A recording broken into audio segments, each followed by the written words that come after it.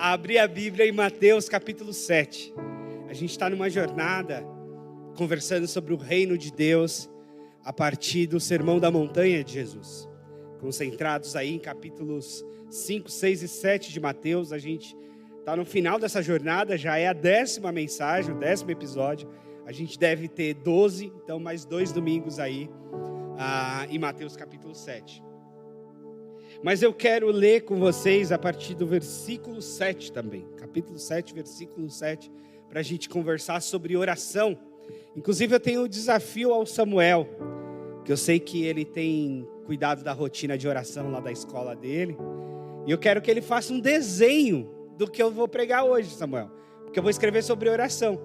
E eu gostaria que você pegasse uma folha e fizesse um desenho para ilustrar aí a mensagem. Quem sabe depois a gente posta uma foto desse desenho como uma ilustração aí da nossa mensagem. Mateus capítulo 7, versículo 7 em diante. Olha só o que diz o texto sagrado. Peçam e será dado. Busquem e encontrarão. Batam e a porta será aberta. Pois todo aquele que pede recebe. E o que busca encontra. E aquele que bate, a porta será aberta. Qual de vocês, se o seu filho lhe pedir pão, lhe dará uma pedra? Ou se lhe pedir peixe, lhe dará uma cobra? Se vocês, apesar de serem maus, sabem dar boas coisas aos seus filhos, quanto mais o Pai de vocês que está nos céus dará boas coisas aos que pedirem. Assim, em tudo, façam aos outros o que vocês querem que seja feito a vocês, pois esta é a lei e os profetas. Bom, esse percurso do ensino de Jesus no Sermão da Montanha tem 2 momentos cruciais sobre oração. Existe o momento que ele ensina sobre a oração do Pai Nosso. E agora existe um momento que ele ensina sobre a insistência na oração. E esse tema da oração para mim não é uma coisa assim muito pacificada, não. Eu já vivi várias fases a respeito disso. Como alguns aqui sabem, eu venho de um berço pentecostal. E no ambiente pentecostal, a oração é um instrumento assim muito, muito importante, muito valorizado. Eu lembro da gente ter vigílias de oração. Aliás, eu participei de muitas vigílias de oração. Ainda criança, minha avó me levava para dormir nos bancos das igrejas, mas eu estava lá nas vigílias de oração. E mesmo mais adiante, no início da adolescência, a gente ia, numa época, morando no interior de São Paulo, a gente ia para o monte orar. Ia para o meio do mato, achava um lugar lá para oração de madrugada, para experimentar aquela experiência diferente, num local diferente a respeito da oração, e a gente pedia a Deus muitas bênçãos, muitas curas, muitas milagres, e algumas vezes coisas extraordinárias aconteceram. Eu tenho alguns testemunhos assim, profundamente impactantes, de resposta de oração, de coisas que aconteceram que humanamente eram impossíveis de fato. No entanto, eu vivi também algumas frustrações na minha experiência de oração. Frustrações da perspectiva de que algumas orações que eu fiz com muita fé, com muita intensidade, numa expectativa de que iria acontecer, não aconteceu. Talvez a oração ou a frustração maior dessas foi quando eu orava pela conversão do meu pai. Meu pai era um alcoolista, não gostava muito de igreja, era quase que um ateu assim na prática, tinha um incômodo muito forte com qualquer conversa sobre Deus e sobre igreja, e tinha um problema muito grave com álcool. Isso levou ao divórcio, inclusive, dele com a minha mãe. E quando eu me converti ali na adolescência, eu acreditava que seria algo muito fácil de acontecer, a conversão do meu pai. Porque quando eu me converti, a minha mãe voltou para a igreja, se reconciliou, ela estava anos fora da igreja. Então foi uma caminhada assim que eu falei, bom, estamos no caminho certo, Deus vai abençoar, isso aqui vai acontecer, e o meu pai também vai se converter, e nessa conversão ele vai se livrar do álcool, e vai ser maravilhoso para ele, para nós, para todo mundo. E eu orei a respeito disso com muita intensidade naquele período.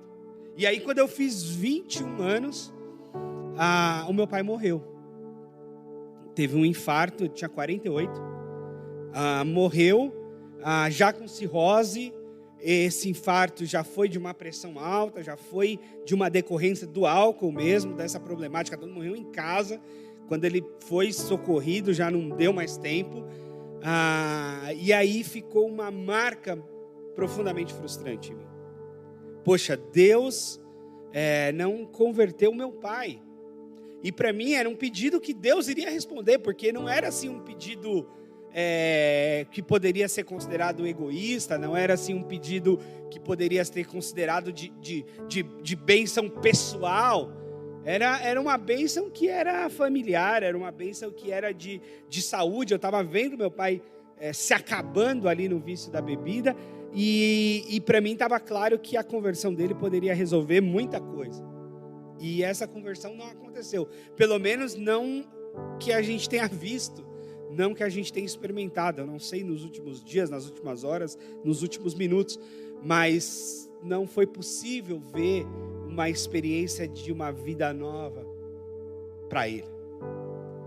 E isso foi profundamente frustrante para mim, e cuidar disso, a marca disso, eu sou filho único, né? Então cuidar de todos os trâmites, viver esse luto e esse incômodo diante de Deus, que era muito louco assim, porque eu vivi uma crise da oração não respondida e até uma certa culpa, porque num dado momento eu comecei a achar que a minha fé não foi suficiente.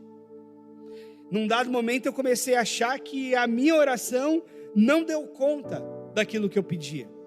E que se Deus, como um pai perfeito, não fez aquilo, então o problema era em mim, porque claramente eu sou um ser humano imperfeito. Então Deus não teria me respondido, talvez por conta dos meus pecados, talvez por conta da minha pouca oração. Quem sabe eu tinha que ter orado mais, com mais intensidade. Quem sabe eu tinha que ter feito jejuns. Quem sabe eu tinha que ter feito outras coisas que pudesse fazer aquilo acontecer.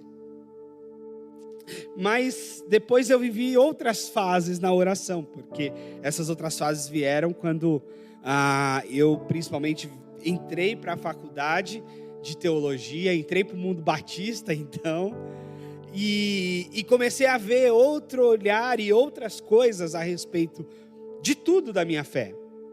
Né? A mudança quando a gente entra numa faculdade, ela é enorme, numa faculdade de teologia especialmente. E no meu caso, eu não entrei só na faculdade de teologia, eu entrei num outro mundo religioso, eu entrei num outro mundo denominacional, eu entrei num outro mundo eclesiástico, eu entrei num outro mundo em muitos aspectos. Eu saí de uma igreja pentecostal pequena para uma igreja batista gigante, que era a Batista da Água Branca, e para uma faculdade de teologia que me abriu um outro mundo do qual eu sequer conhecia. Eu nunca tinha lido um livro de teologia, eu nunca tinha tido um professor de escola bíblica que não fosse da linha de Assembleia de Deus, da linha pentecostal, da qual eu tinha crescido com a influência da minha avó. Então, para mim, era um mundo totalmente novo. E nesse mundo totalmente novo, eu fui vivendo outras experiências de oração, inclusive experiências de não oração. Porque num dado momento eu meio que abri mão, assim, eu falei, eu acho que oração é uma coisa que não funciona muito, não. Ou talvez oração é uma coisa que funcionou lá muito na vida da minha avó, que funcionou muito na vida de outras pessoas que eu ouvi testemunho, mas talvez na minha vida seja uma coisa que não funcione tanto. E eu vivi essa fase de quase nula de oração. Embora uma vida na igreja, embora uma vida na faculdade, embora uma vida de trabalho eclesiástico todo dia, em tudo quanto é coisa ali, como o famoso seminarista da igreja, a minha experiência de oração por um momento e por uma fase foi reduzidíssima. Porque eu comecei a achar que não adiantava muito, o que Deus tinha de fazer, Ele ia fazer e pronto, acabou. E até as orações altas, as orações em grupo, as orações em vigílias, essas experiências todas começaram até a ser um pouco irritantes para mim. Eu comecei a me incomodar quando eu ia lá para a igreja da minha família, quando eu ia para a igreja num ambiente mais pentecostal, aquele modelo até me irritava um pouco. Falava, isso aqui não adianta, esse povo gritando, acho que Deus é surdo e tal, não vai resolver nada. E eu vivi essa outra fase. Mas Deus foi muito misericordioso comigo, como sempre foi. Porque houveram muitas bênçãos que eu experimentei com pouca oração ou com quase nenhuma oração. Mas é claro, eu sabia que muita gente orava por mim. E eu fui tocando a vida dessa forma, até eu ir para o PGM, que é o chamado Projeto Grão de Mostarda. Projeto do qual, inclusive, a Sandra depois teve a oportunidade de participar mais recente. E aí eu vivi uma formação espiritual numa nova experiência de oração. Porque era uma formação espiritual de 3 anos, que a gente tinha encontros semestrais de 4 dias, e a gente ia para uma pousada, para um hotel, normalmente era em Curitiba esses encontros, e era um tempo muito de oração. Num novo modelo agora, num modelo mais silencioso, num modelo mais contemplativo, de diário de oração, de escrita da oração, de partilha dessa oração escrita, mas que foi profundamente transformador, porque me trouxe um restart da minha espiritualidade, me trouxe um restart da minha experiência de oração, do meu encontrar com Deus, da minha vivência de oração, e isso regulou de novo a minha vida de oração. E eu consegui, talvez, eu tenho tentado pelo menos, resgatar alguns elementos, inclusive da minha vivência mais pentecostal a respeito de oração. E foi interessante porque ontem eu estava numa igreja pentecostal pregando, e foi muito interessante viver um pouco daquilo no culto e tal, porque nós temos muito a aprender também com os irmãos pentecostais. Essa vida de oração tão viva que muitos deles nutrem. É muito importante e muito especial. E essa nova vida de oração me fez ganhar novos sentidos e novos caminhos. E aí eu volto para as palavras de Jesus aqui para o texto, pensando que a persistência na oração é algo fundamental. Mas é algo fundamental não como eu pensava antes, que a minha persistência na oração ia ser o movimento para mover as mãos de Deus. É possível que isso aconteça, que realmente Deus responda a nossa insistência na oração. Mas a minha nova experiência de oração me fez entender que a insistência e o meu pedido, mais do que mover a Deus e as mãos de Deus e o mundo espiritual como um todo, a minha vivência de oração passou a mexer com a minha própria vida. E começou a mudar coisas dentro de mim, que só seriam mudadas justamente pela oração. Então, o primeiro passo da nossa oração, e eu trouxe esse relato pessoal para te dar um testemunho de experiência, e é claro que a sua experiência de oração é outra coisa, porque a experiência de cada um a respeito da oração, ela é muito pessoal mesmo. Mas eu diria que a coisa principal da oração não é exatamente a mudança do Deus a quem oramos, mas a mudança da pessoa que somos. Como a oração, ela tem um poder transformador dentro de nós. E sim, nós podemos receber muitas bênçãos de Deus ao pedir a Ele em oração. Mas de todas as bênçãos possíveis e imagináveis, materiais, espirituais, morais, a respeito de dons, a respeito de ministério, a respeito da família, a respeito de qualquer outra coisa, a respeito da saúde, né? A gente teve a experiência do Vale da Sombra da Morte com a Covid, eu e o Felipe aqui da igreja, especialmente, o Wander um pouco antes. É aquilo que pode ser mudado dentro de nós com a oração. A esperança que vai brotando novamente de dentro de nós. E eu não sei se você já teve essa experiência de estar numa condição de aridez espiritual, estar numa condição de vazio espiritual, estar numa condição de orar e não ter a convicção de que essa oração passou do teto, que essa oração saiu do quarto, que essa oração chegou em algum lugar, ou imaginar se de fato tem alguém do outro lado te escutando. Mas como a insistência, a persistência na oração, mesmo diante de certas desconfianças a respeito de Deus, se Deus está ouvindo, ou a desconfiança a respeito de se Deus vai responder, ou a desconfiança a respeito de si mesmo, e se vê tão pobre pecador que achar que nós não somos nem dignos de sermos ouvidos por Deus, você encontrar paz e mudança do seu próprio coração, do seu próprio estado de espírito, do seu próprio ânimo de receber de Deus alguma coisa. E considere essa mudança no estado de espírito como parte da resposta da própria vida de oração, como parte da resposta da própria experiência de oração, de forma que você não precise se motivar para orar a partir daquilo que Deus respondeu, ou se motivar para orar a partir de que, eu estou sentindo que devo orar, eu vou orar, mas sim se colocar em oração a despeito do seu próprio sentimento, das suas próprias desconfianças, a despeito até da própria vontade, mas fazer um movimento como quem faz atividade física, do tipo, estou morrendo de preguiça, mas eu vou lá porque é importante ir.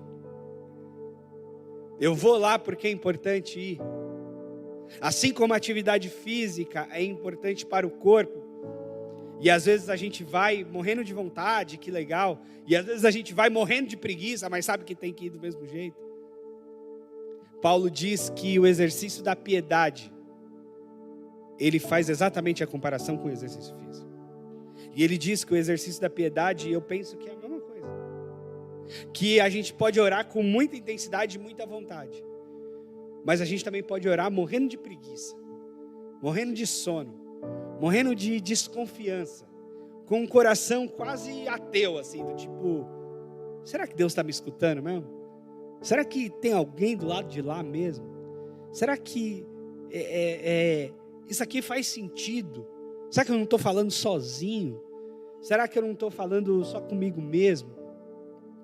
Mas crê que aquilo que a gente pode experimentar no nosso coração pode ser em si transformador e pode ser o resultado da nossa petição, e inclusive pode ser a mudança da petição, porque algo incrível da experiência de oração é você começar orando uma coisa e mudar o seu pedido no caminho, porque a ministração que você recebeu da parte de Deus fez você mudar inclusive o seu pedido, fez você mudar inclusive o rumo da sua oração, porque na verdade o que Deus está fazendo é mudando o rumo da sua própria vida, em vários aspectos.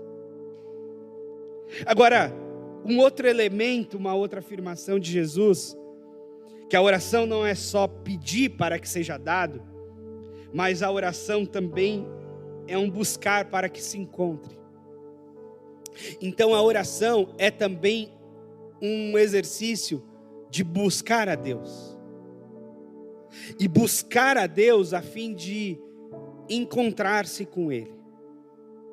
Então parte da experiência de oração nossa deve sair do primeiro degrau, que é o que a gente aprende na infância, que é assim, orar é falar com Deus. É verdade, orar é falar com Deus. Mas esse é só o primeiro passo. Talvez a experiência do passo 2 ou o passo 3, a experiência mais profunda da oração, é encontrar-se com Deus. E isso foi uma experiência muito importante com os meus mestres, porque um deles, o Osmar Ludovico, ele diz que cada grupo religioso escolhe para si um texto especial na Bíblia. Ele diz que o grupo pentecostal traz para si o livro de Atos, porque o livro de Atos tem as experiências das línguas estranhas, o livro de Atos tem as experiências dos milagres. Então ele diz que os pentecostais trazem para si o livro de Atos. Os irmãos da teologia da libertação, de uma perspectiva social, libertária e tal, trazem para si o livro do Êxodo, de que Deus é um Deus que age sempre em favor dos oprimidos, sempre em favor dos escravizados, em busca de libertação deles. Então olha para o livro do Êxodo e traz para si a sua leitura de Deus a respeito do Êxodo. O pessoal da teologia da missão integral traz para si os evangelhos, porque nos evangelhos existe milagre de Jesus, mas existe também multiplicação dos pães, multiplicação dos peixes, existe solidariedade, existe aquilo que ficou configurado como o evangelho integral de fato. Mas ele falou que os mestres espirituais, os grandes mestres espirituais, os pais do deserto, aqueles que fundaram monastérios, que fundaram ordens monásticas, trazem para si o livro de Cantares. Porque no livro de Cantares fala-se de que eu sou do meu amado e o meu amado é meu. O livro de Cantares narra o encontro do noivo com a noiva. E os mestres espirituais entendem que a coisa mais profunda que a gente pode viver na oração é esse encontro com Deus. Nós, como a noiva, porque a igreja é narrada na Escritura como a noiva, e o próprio Cristo como noivo. E a gente viver esse encontro espiritual, nessa mística da oração, da contemplação, que toca os nossos afetos, que mexe de fato com o nosso amor. E é esse segundo passo da oração que eu tenho buscado, que nem sempre é simples, mas que eu tenho buscado esse lugar de me encontrar com Deus e me satisfazer nesse encontro. Mesmo que às vezes eu busco a Deus e me parece que Deus está num grande esconde-esconde comigo, que eu busco e Ele se esconde, que eu vou e parece que Ele não está lá. Mas como é especial quando em algumas experiências, em alguns momentos da minha vida, parece que eu o encontrei de fato. Parece que eu busquei e nós tivemos um encontro. E desse encontro eu saí mexido, eu saí tocado, eu saí emocionado. Eu saí diferente de como eu cheguei. Então, um segundo passo da oração, ao invés do pedido, que é o primeiro ponto, pedir a Deus algo, é você encontrar-se com Deus para algo. Uma oração que diz: Senhor, eu preciso te encontrar. E talvez te encontrar nessa figura do encontro do noivo com a noiva.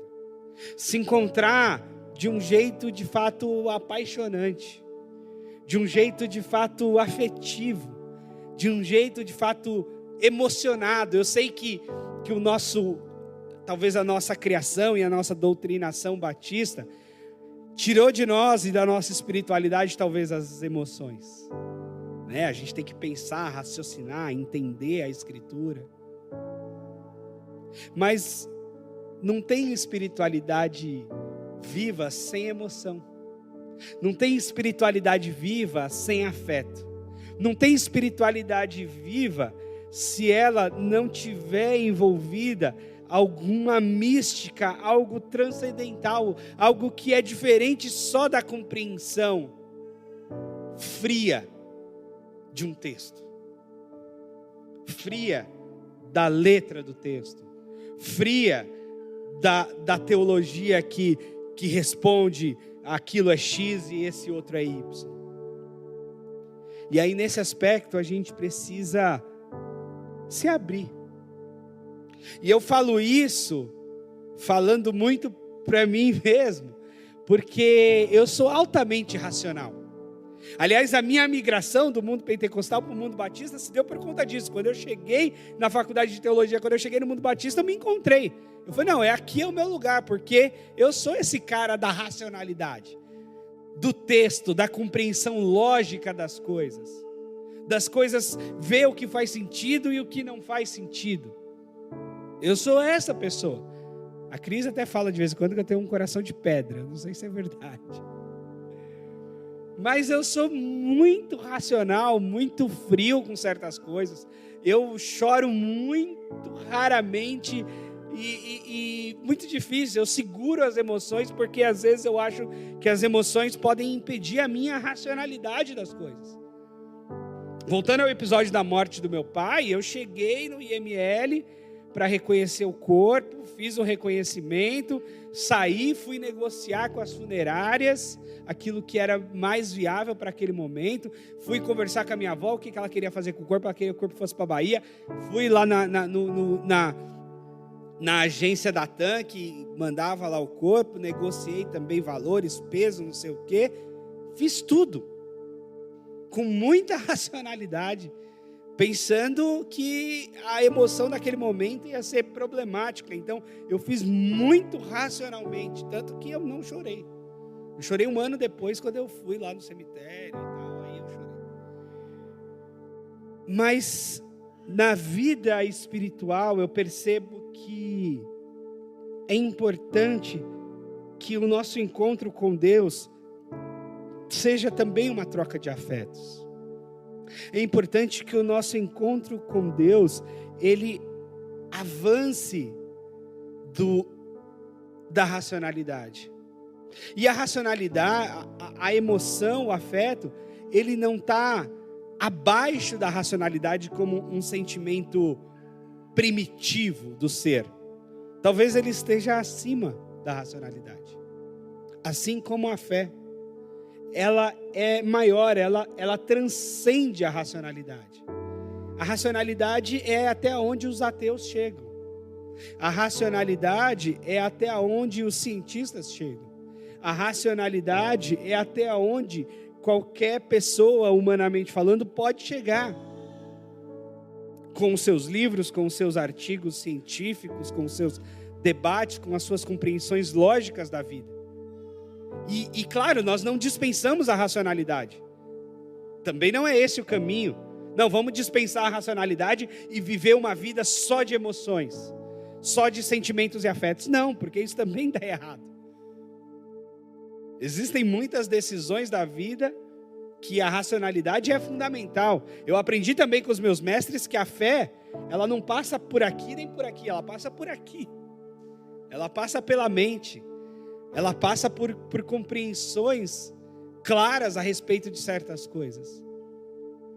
Mas a gente não pode perder o horizonte do encontro. E se a gente olhar para a Escritura, os encontros espirituais, eles são encontros formidáveis que fogem à racionalidade. É o Moisés vendo uma sarça que ardia e não se consumia, e tira a sandália dos pés porque aquele lugar era santo, ou se tornou santo naquele momento. E que aquele movimento só podia ser um movimento espiritual extraordinário.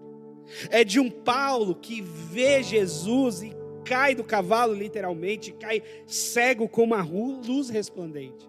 É de um João lá na ilha de Patmos, no livro de Apocalipse, que tem visões e revelam essas visões, e ele traz a revelação e diz, olha, era como ouro, ora era como jaspe, ora era como um cordeiro, ora era como um leão. Ele traz imagens talvez para descrever aquilo, mas a realidade é que ele tinha caído como um morto diante da revelação de Deus. diante daquela experiência espiritual que afetou o seu corpo, a sua mente, tudo nele. O próprio Paulo tem uma narrativa num outro momento que ele diz, olha, há um homem que foi levado ao terceiro céu e eu não sei nem se foi no corpo ou se foi fora do corpo. Do tipo assim, eu não sei se eu fui arrebatado no meu corpo ou se o meu corpo ficou deitado na cama e eu subi em espírito. Eu nem sei dizer. Mas eu sei que eu vi coisas que eu não consigo nem revelar para vocês. A respeito do que eu vi, do que eu vivi naqueles momentos. Então a Bíblia ela está repleta desse encontro tão transformador e tão místico, tão cheio de afetos e de emoções. E que ao mesmo tempo é tão pessoal que não dá para a gente dizer tem que ser assim, ou tem que ser assado, ou tem que ser de joelho, ou tem que ser deitado, ou tem que ser em pé, ou tem que ser na igreja, ou tem que ser em casa, não tem. Porque essas experiências elas são ora no templo, ora na casa, ora no mato, ora de dia, ora de noite, ora à tarde, ora em vários locais, em vários momentos. Mas a gente não pode se furtar delas. E por fim, a perspectiva daquele que bate a porta. E quem bate a porta, espera que haja alguém do outro lado, que lhe abra a porta. Então a oração, ela também precisa ter esse elemento da insistência de quem bate a uma porta. De que existe uma realidade do qual a gente está de um lado e Deus está do outro. E que existe uma porta entre nós, que divide essas duas realidades. Mas que a oração é o meio do qual a gente bate nessa porta. Que a oração é o meio do qual a gente insiste e faz barulho nessa porta. Esperando que quem está do outro lado, nosso próprio Deus, se abra para nós. Se abra para o nosso encontro. Para a nossa entrada, numa outra dimensão, numa dimensão espiritual da vida e da realidade, que transforma tudo em nós. E a gente tem que insistir nisso. Aliás, Hebreus fala que quem ora, quem se coloca diante de Deus, precisa estar confiante de que Ele está lá. Então, às vezes eu peço, Deus, aumenta a minha fé. Me dá confiança de que o Senhor está do outro lado. Me dá confiança de que essa porta que eu estou batendo não é uma porta cerrada, não é uma parede fechada de blocos, mas de fato é uma porta da qual o Senhor mesmo vai abrir. Da qual o Senhor mesmo vai abrir e vai me chamar para dentro. Vai me chamar para esse encontro. Vai me chamar para essa experiência, vai me chamar para essa vivência, vai me chamar para essa realidade. E aí Jesus diz para nós, né, que Deus é um Pai do céu. E que Deus, como um Pai do céu, Ele é melhor que todos nós como pais terrenos. E se nós como pais terrenos estamos dispostos a dar coisas boas aos nossos filhos, a por vezes dar o melhor de nós aos nossos filhos, por que Deus não estaria disposto a dar coisas boas para nós? Por que Deus não estaria disposto a nos dar o pão que pedimos, o peixe que imploramos? Deus está assim disposto a nos encontrar, a nos abençoar, a nos responder, a nos transformar. E tudo que a gente precisa fazer é insistir na busca, no encontro e na batida dessa porta. Tudo que a gente precisa fazer é não desistir de buscá-lo, de encontrá-lo, de bater a porta. Ah, mas eu corro o risco de me frustrar? Com certeza. Eu corro o risco de não sentir algo especial de Deus? É possível que você não sinta nada.